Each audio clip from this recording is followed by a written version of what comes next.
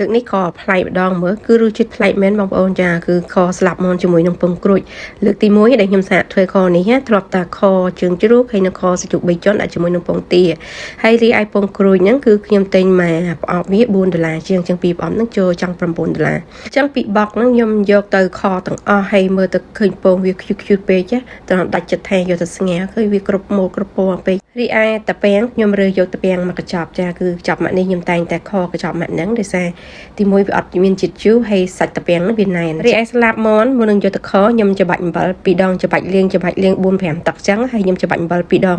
ដើម្បីលាងសម្អាតជានៅជាប់ស្បែកខ្លាញ់វាហ្នឹងណាធម្មតាសាច់មន់យើងឆ្ងាញ់នឹងស្បែកចាបើយើងលាងអត់ស្អាតទេយើងញ៉ាំតែវាមានធំក្លិនតិចៗហើយខ្ញុំចូលចិត្តលាងសម្អាតបែបបន្តតែឃើញថាស្លាបហ្នឹងរាងស្លេកសឡើងស្លេកត្មងបងប្អូនចាបន្ទាប់ពីលាងទឹករួចហើយខ្ញុំយកមកពុះឆូតតិចៗចឹងដើម្បីប្រឡាក់ឲ្យចូលជាតិសពណារួចហើយខ្ញុំយកទៅប្រឡាក់គ្រឿងក្រើទុកក្នុងទូទឹកកកហើយជាកន្លះម៉ោងទឹកស្អ៊ីវផ្អែម1ស្លាបព្រាហើយទឹកស្ពៃសសហើយស្រា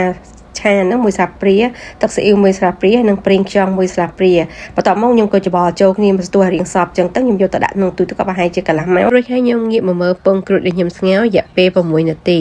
ចា6នាទីគឺខ្ញុំស្រង់ចេញពីទឹកក្តៅពុះនឹងហើយដោយសារពងវាទុយៗតោះមកខ្ញុំក៏ស្រង់ពងអស់នឹងដាក់ចូលក្នុងទឹកត្រជាក់ដើម្បីងាយស្រួលក្នុងការបកហើយខ្ញុំក៏ចាក់ទឹកចេញហើយកន្លុកពេលតែកន្លុកអញ្ចឹងទៅខ្ញុំដាក់ទឹកចូលទៅក្នុងម្សៅទៀតចាដើម្បីងាយស្រួលក្នុងការបកសបកវាធម្មតាសបកពងទាសបកអីដែរពេលដែលយើងចេញពីទឹកក្តៅយើងស្រង់មកដាក់ទឹកត្រជាក់ភ្លាមហើយយើងកន្លុកអញ្ចឹងទៅងាយស្រួលបកមែនតើហើយរយៈពេលដែលបកនោះបងប្អូនខ្ញុំធ្វើការប្រហែលជាចង់15នាទីបានតម្រុំទៅបកហើយបន្ទាប់ពីផ្សំគ្រឿងហើយខ្ញុំងាកមកធ្វើខរបស់ខ្ញុំចូលចិត្តដាក់ទឹកឲ្យរាងពុះបន្តិចហើយមកខ្ញុំដាក់ស្ករ brown sugar ហ្នឹងគឺប្រភេទស្ករក្រហមចាខ្ញុំកូររៀងឡើងតាំងម៉ែបន្តិច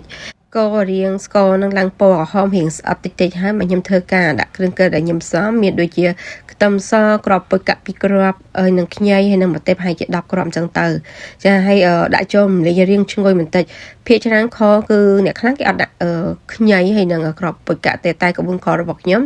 ឲ្យតែខមិនថាខអីចាគឺខ្ញុំអត់ចោលទេគឺពីមុខនឹងខ្ញីហើយនឹងគ្រាប់ពុយកាក់ក្រោយពីកូរគ្រឿងក្រូវនឹងរៀងឈ្ងុយ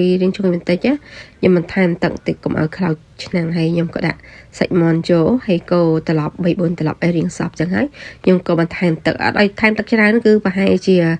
កន្លះកូនចានចឹងទៅដើម្បីរំងាស់សាច់មាន់ហ្នឹងឲ្យវាឈ្ងុយរៀងឆ្អិនណាហ្នឹងហើយពេលរៀងដាច់ចង់កូរទឹកអញ្ចឹងខ្ញុំចាប់តាមដាក់គ្រឿងចាមានដូចជាម្សៅស៊ុបប៊ីចេងអំបិលទឹកស្អ៊ីវ1ស្លាបព្រាបាយហើយនិងទឹកត្រី2ស្លាបព្រាបាយគ្រឿងក្រើដែលខ្ញុំប្រើនេះគឺខ្ញុំប្រើទៅតាម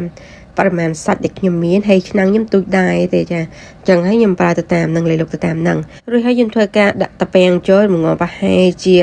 5នាទីក្រោយពេលរយៈពេល5នាទីខ្ញុំក៏ដាក់ពងក្រូចចូលទាំងអស់ហើយខ្ញុំរំងាស់ប្រហែលជា7-8នាទីទៀតដោយសារខ្ញុំចង់ឲ្យពងហ្នឹងរាងស្វិតបន្តិចមិនថាខ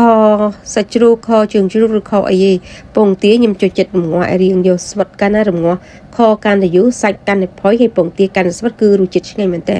ហើយបងប្អូននេះគ្រាន់តែបើកឆ្នាំងមកអញ្ចឹងរសជាតិដែរថាគ្រាប់ពុយកាក់ហើយនឹងខ្ញីហើយម្ទេសគឺប្រហើរតែម្ដងធម្មតាខជើងជ្រូកហើយនឹងខសាច់បញ្ចុះខ្ញុំតែងតែដាក់ម្រេចប៉ុន្តែខលើកនេះគឺខ្ញុំអត់ប្រើម្រេចទេដោយសារខ្ញុំប្រើម្ទេស10គ្រាប់